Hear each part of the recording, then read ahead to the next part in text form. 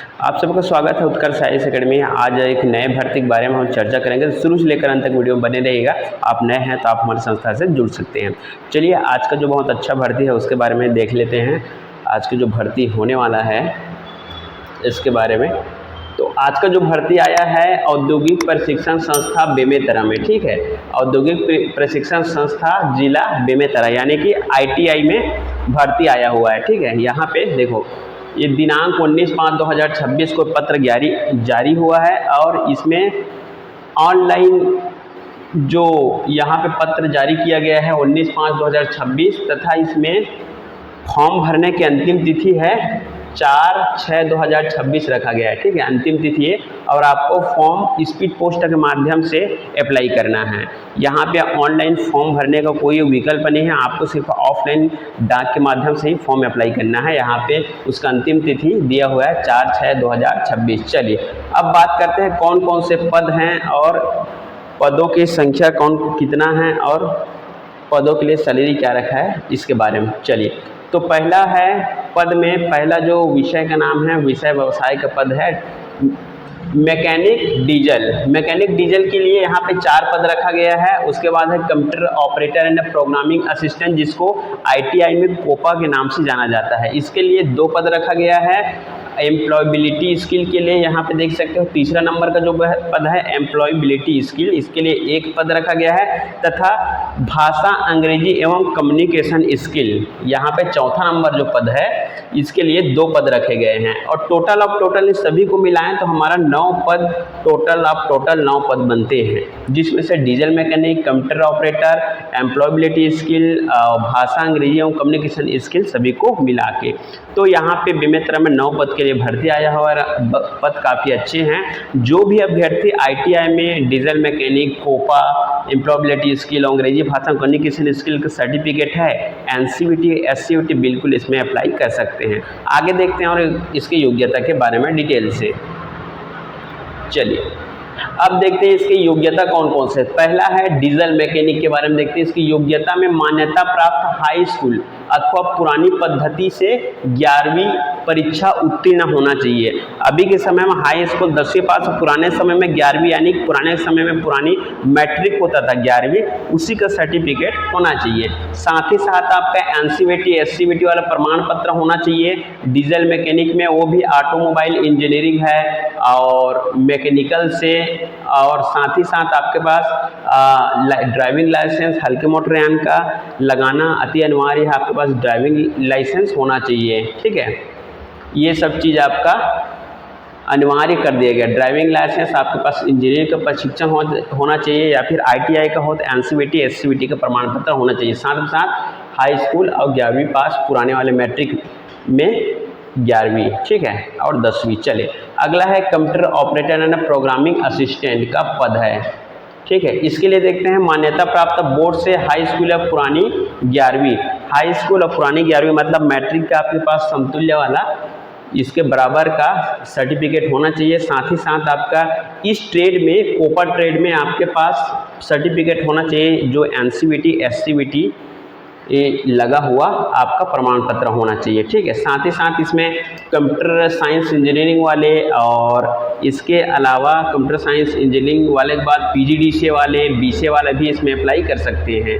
PGDCA वाले हैं, BCA वाले इसमें अप्लाई कर सकते हैं, कोपा वाले हैं वो इसमें अप्लाई कर सकते हैं, और आपको 10वीं पास 11वीं पास होना जरूरी है। चलिए, ये हो गया कंप्यूटर ऑपरेटर यानी कोपा के लिए पद। अब है एम्प्लॉयबिलिटी स्किल।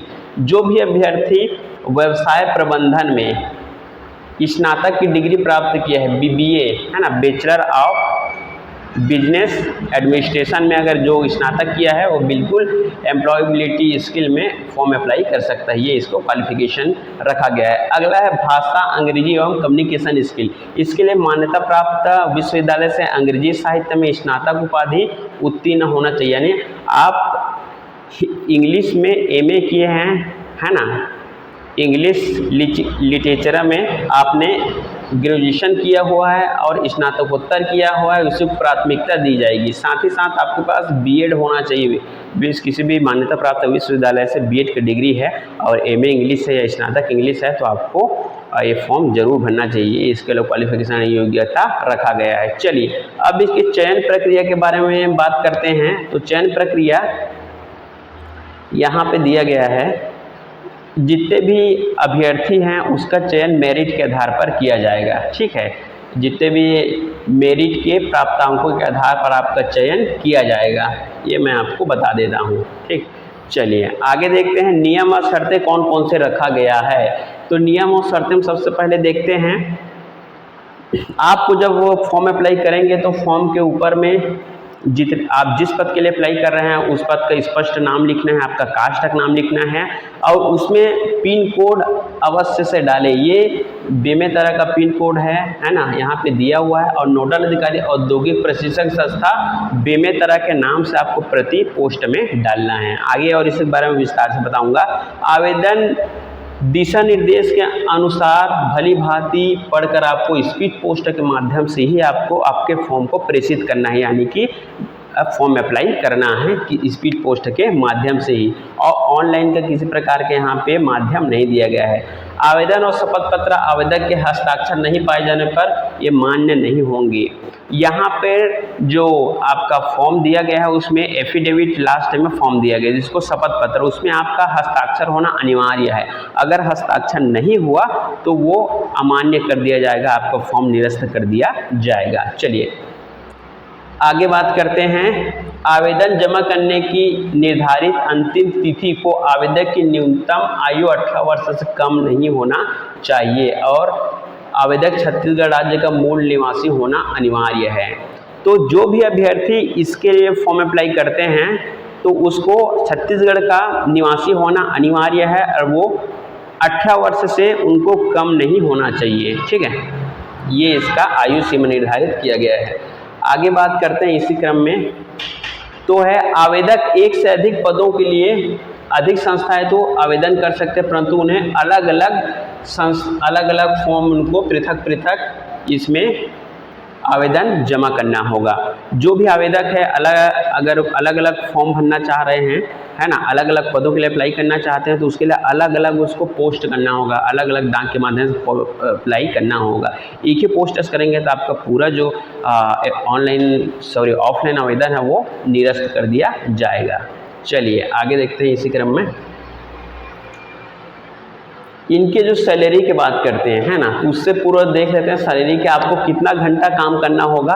तो आपको 140 रुपये की दर से आपको प्रति दिवस आपको अधिकतम 5 घंटे का मानदेय, यानी 5 घंटे का आपका काम रहेगा, प्रतिदिन 5 घंटे का। तो आपकी स्टार्टिंग सैलरी 15,000 रुपये रहेगा।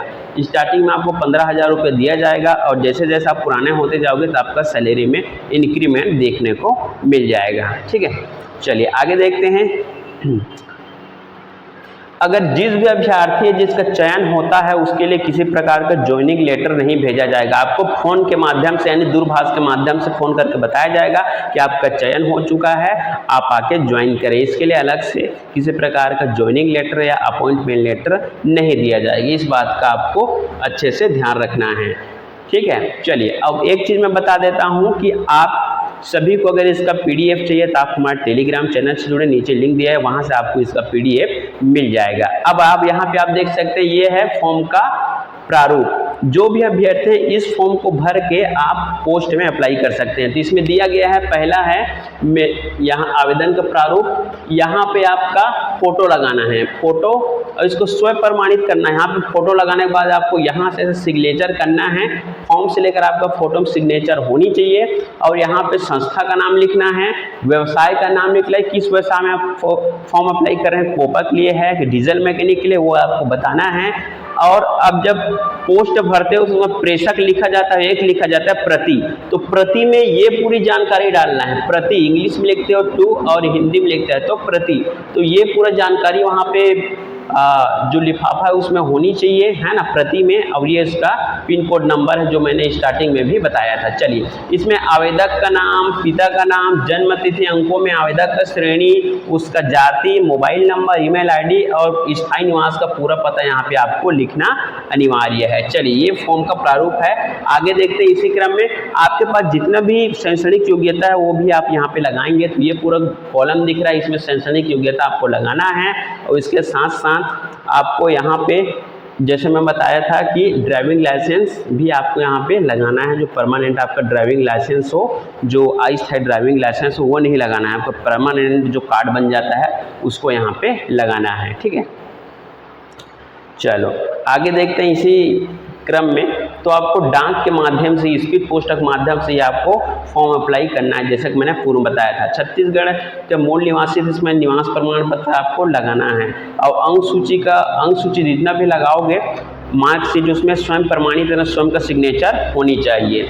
आगे देखते हैं, फॉर्म अप्लाई करोगे उस दिन का दिनांक, और जिस जगह से आप अप्लाई कर रहे हैं उसका स्थान का नाम लिखना आपका है, आवेदक का हस्ताक्षर रहेगा, पूरा नाम रहेगा, पूरा पता, और यहाँ पे आपको मोबाइल नंबर भी दर्ज करना जरूरी है।